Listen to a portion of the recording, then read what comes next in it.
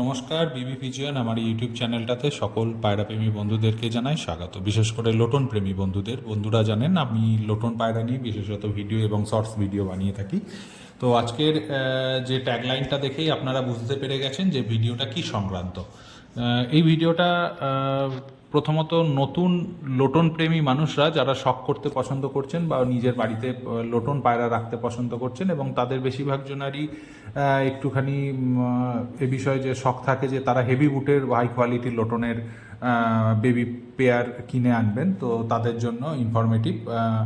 তো দেখুন, প্রথমেতেই লোটন পায়রা চেনার কি উপায়। যারা একদম ছোট বাচ্চা কিনে আনেন তারা দেখেই বুঝতে পারবেন যে এদের পায়ের বুটগুলো খুব হেভি হয়ে থাকে, এবং দেখুন আপনারা ভিডিওতে পরিষ্কার বুঝতে পারছেন ডানার যে পালক যেভাবে বেরোচ্ছে ফেদার, ঠিক সমপরিমাণ ফেদার কিন্তু পায়েতেও বেরোচ্ছে, এবং দুটোই কিন্তু একই থিকনেস বা মোটা মোটা কোয়ান্টিটিতে, এবং এদের কোয়ালিটিটাও আপনি দেখলে বুঝতে পারবেন। একদম ছোট বাচ্চা এগুলো, এই বাচ্চাগুলোর বয়স খুব বেশি হলে দিন 10।